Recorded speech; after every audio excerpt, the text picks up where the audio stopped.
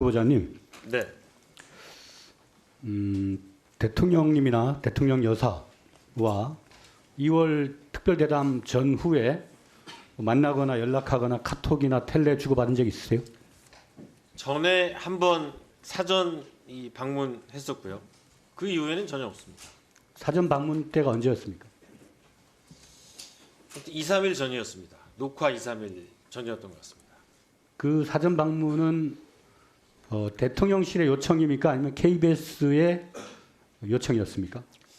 저희가 아마 이 동선 체크를 위해서 그리고 경호실에서도 요청이 있었던 예, 걸로 알고 있습니다. 특별 대담 프로그램을 먼저 제안한 쪽이 어디입니까? 당시 이제 연초였고 이제 신년 기자회견을 하느냐 아니면 대통령이 신년 대담을 하느냐 그 과정에서 여러 언론사가 이제 신청을 했고 KBS도 신청을 한 걸로 알고 있습니다.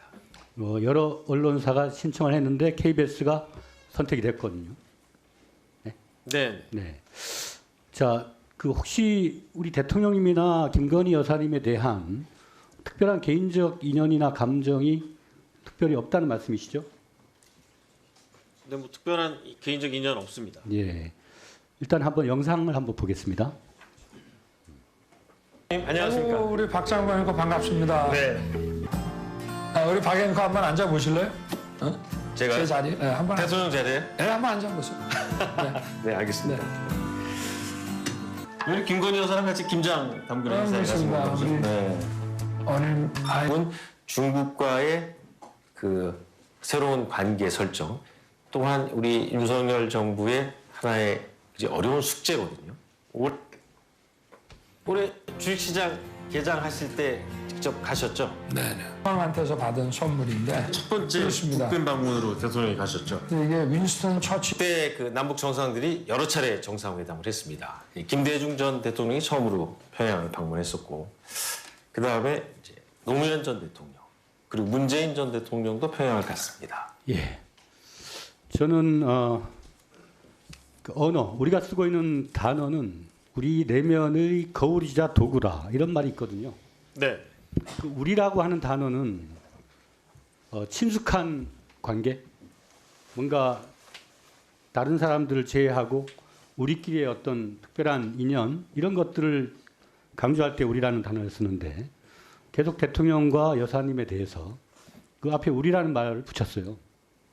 그러니까 어떤 친숙한 감정이나 뭐 가까이 가고 싶은 그런 감정 그런 내면의 일단이 드러난 걸로 보이는데 어떻게 생각하십니까?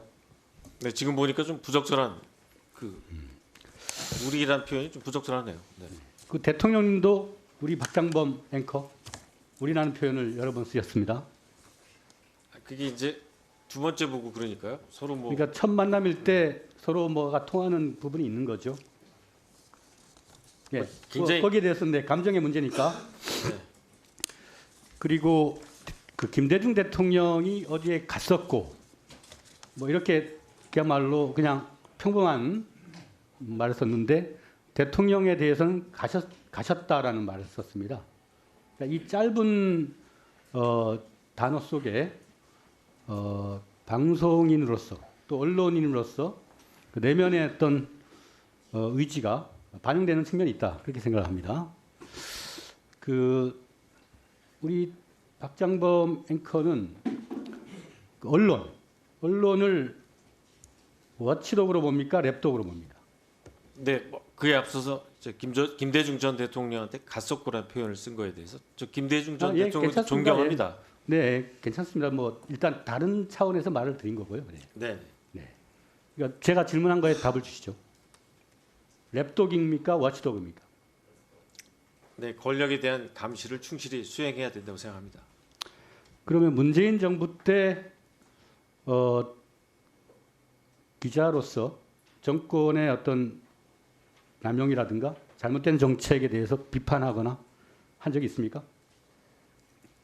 그때 제가 뭐 기사를 쓰거나 그런 위치에 있지 않았고요. 3년 동안 야근하는 부서에 배치돼 있었기 때문에 뭐 이렇게 취재 부서에 없었습니다. 네.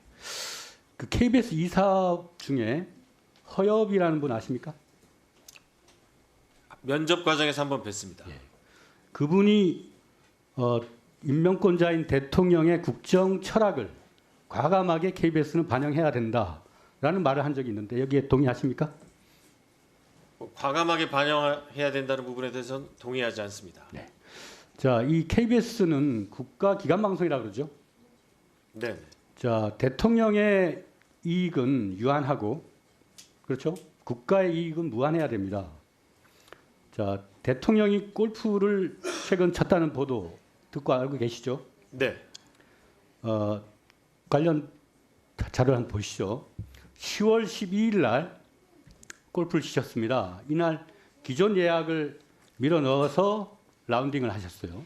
그 후에 뭐 이런저런 트럼프하고의 외교적 관계 강화를 이유로 골프 연습을 했다. 근데 제가 여기서 주목하는 날짜는 10월 12일입니다. 자, 10월 11일 날 혹시 앵커셨기 때문에 기억하시겠지만 KBS 9시 뉴스에서도 북한이 한국이 평양의 무인기를 침투시켰다. 이런 외무성 중대 발표가 있습니다. 그때 그 다음 날 대통령님께서는 다른 지휘관들이 골프를 다 취소를 했는데 대통령님께서 가서 골프 라운딩을 하셨어요. 자, 국가기관 방송으로서 대통령의 이러한 정위치에 국가의 안보를 컨트롤해야 할 입장에 서 있는 대통령께서 한가롭게 골프를 쳤다. 이런 사실이 있다면 관련 보도를 어떻게 해야 됩니까? 그 부분은 보도본부 관련 뭐 정치부라든지 편집부라든지 취재부서 자체적으로 판단해서 할 사안이라고 생각합니다. 이제 사장이시니까 네, KBS의 공정성과 독립성을 보장해야 할 책임이 있는 거 아닙니까?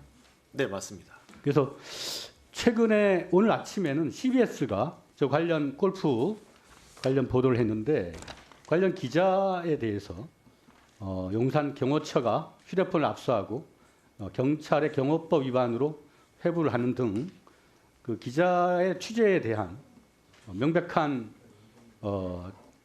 용산의 처벌 이런 행위가 있었거든요. 그러면 KBS의 책임자로서 만약 KBS 기자가 대통령의 골프 회동 이런 거에 대해서 보도를 하는데 그런 데 대해서 용산이 경호법 위반이라고 해서 처벌하려고 한다면 어떤 입장을 가지시겠습니까? 네, 이제 가정의 상황이기 때문에 제가 KBS 상황을 대입해서 답변드리기는 좀 곤란하고요. 하지만 어떠한 경우에도 언론의 취재는 최대한 존중돼야 한다고 생각합니다. 그 우리 후보자님께서는 골프를 치십니까? 네, 네, 좋습니다.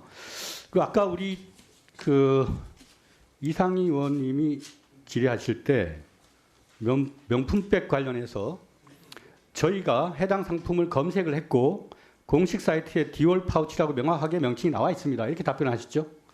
네, 거기서 저희는 누굽니까?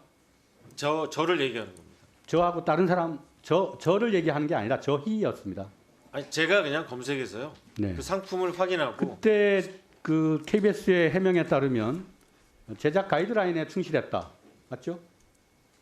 네, 그다음에 사치품과 생필품으로 구분한다.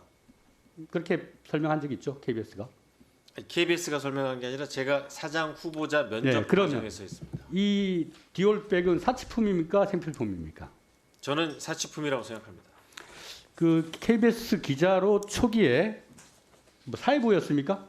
처음 기자가 돼서 방송할 때. 네, 94년도에 네. 사회부에 있었습니다. 주로 이제 호화 사치풍조라든가 외제차, 그다음에 외제 가방, 또 명품, 그 비싼 유명 상품 이런 데 대한 사치풍조에 대한 개탄하는 기사를 많이 보도를 한 적이 있죠.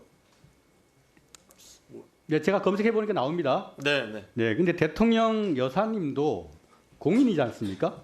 그렇죠? 네.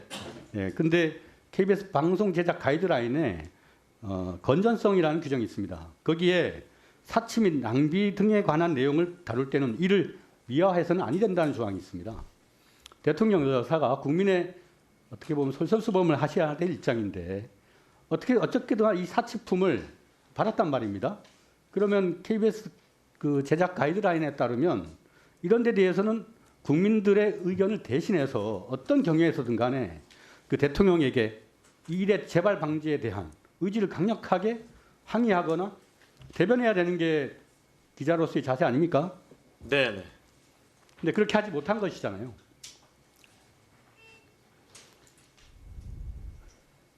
네. 네, 답변할 시간 드리겠습니다. 네, 저는 그 당시 이제 대통령이 사과를 할지 안 할지는 저도 자신도 모르는 상황이었고, 질문하는 기자 입장에서는 인터뷰 대상자가 생각하고 있는 바를 뭐 끌어내면 된다고 생각했는데, 제 예상과 혹은 다른 사람들과의 생각과는 달리 그날은 이 사과가 나오지 않았습니다. 대신 이런 일이 다시는 발생하지 않도록 라는 멘트는 나온 걸로 알고 있습니다.